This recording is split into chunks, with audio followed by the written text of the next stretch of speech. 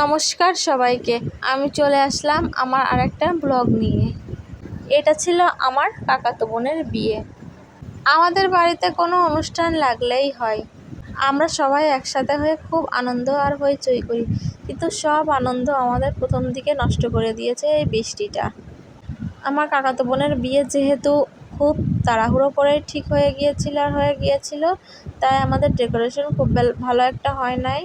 সকাল থেকে ছিল প্রচুর পরিমাণের বৃষ্টি, এত বৃষ্টি প্যান্ডেলের লোকজন ঠিকমতো প্যান্ডেলও করতে পারছিল না। তারপর দুপুরের দিকে একটু বৃষ্টি কমলো, প্যান্ডেলও হয়েছিল। আর এই যে আমরা বেরিয়ে পড়লাম গঙ্গা বরণের জন্য।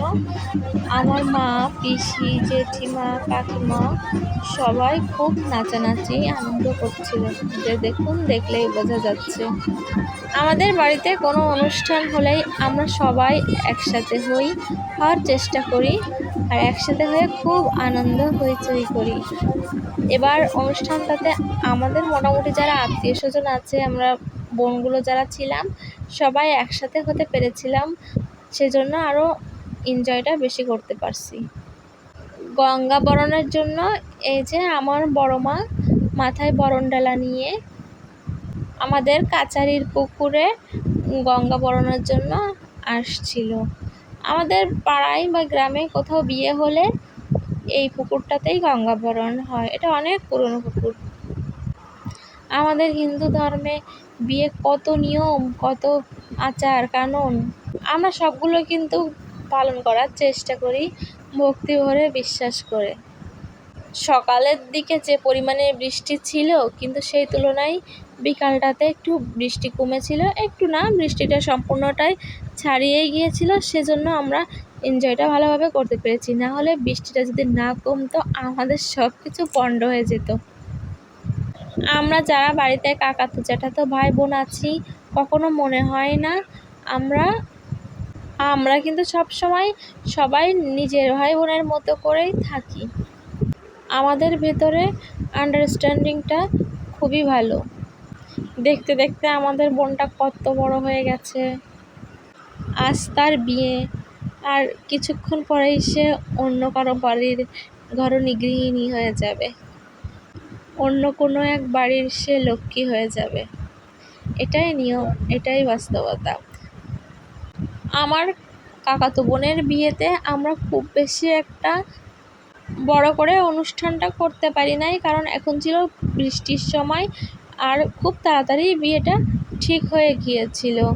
আর তাছাড়াও সবসময় ইচ্ছা থাকলেও কিছু কিছু কারণে হয়ে ওঠে না। কিন্তু অনুষ্ঠানটা খুব বেশি একটা বড়োভাবে না হলেও আমাদের আনন্দ হইচই এই সমস্তটাই কিন্তু কম ছিল না। আমরা সবাই মিলে খুব আনন্দ হই করেছি। আমাদের বাড়িটা এমনই একটা বাড়ি যেখানে কেউ কাউকে পর মনে করে না। সবাই আমরা একই পরিবারের মানুষ, একই মানুষ, এই ভেবেই সবাই হাতে হাত লাগিয়ে, কাঁধে কাঁধ লাগিয়ে অনুষ্ঠানটা সম্পন্ন করার চেষ্টা করি। কারো যদি কোনো সমস্যা থেকেও থাকে, সেই সমস্যাটার সমস্যা থাকে না সবার প্রচেষ্টায়। সবাই মিলে চেষ্টা করলে সব অসম্ভবও সম্ভব হয়ে যায়। যাই হোক, আমার বড় মা এখানে গঙ্গা বরণ করছিলেন। তারপর গঙ্গা বরণ শেষ হলে আমরা চলে গিয়েছিলাম বিয়ের পিঁড়ি আর আয়া আনতে। এটা অন্য কোনো এক বাড়ি করতে দিতে হয়, সেই বাড়ি থেকে সবাই মিলে বাজনদারদের নিয়ে এটা নিয়ে আসতে হয়। এরকমই নিয়ম আছে আমাদের মধ্যে।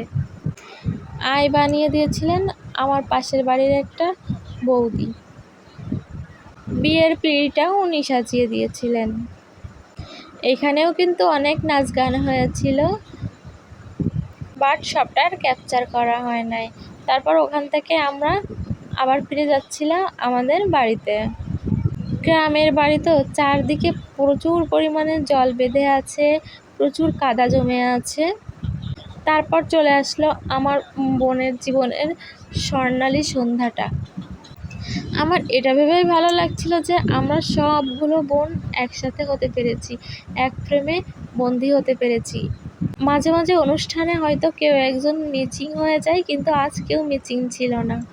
তারপর আমাদের বরপক্ষ চলে আসলো, কিন্তু বরপক্ষ যখন চলে আসছিল তখন আমি রেডি হয়ে পারছিলাম না, তাই গেটের ভিডিও আর করতে পারিনি।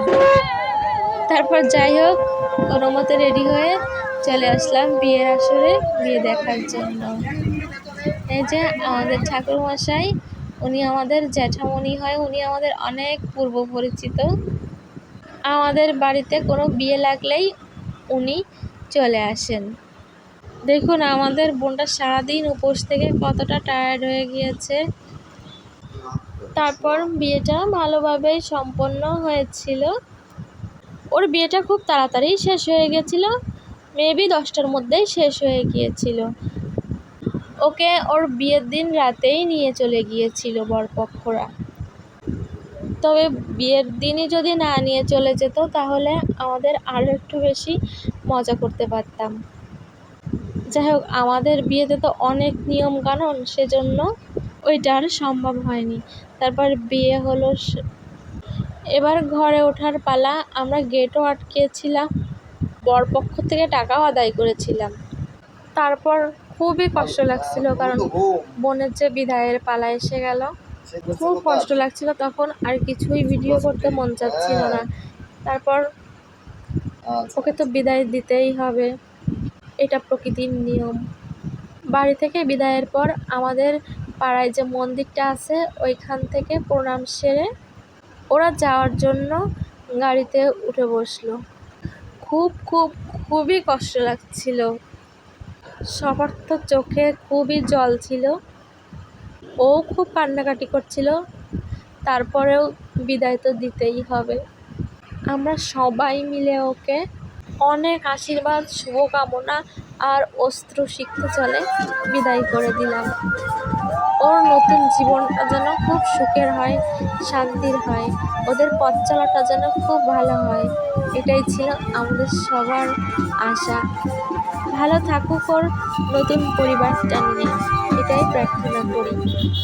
বোনটা আমাদের পাড়ি দিল এক নতুন গন্তব্যে। ভালো থাকবেন সবাই।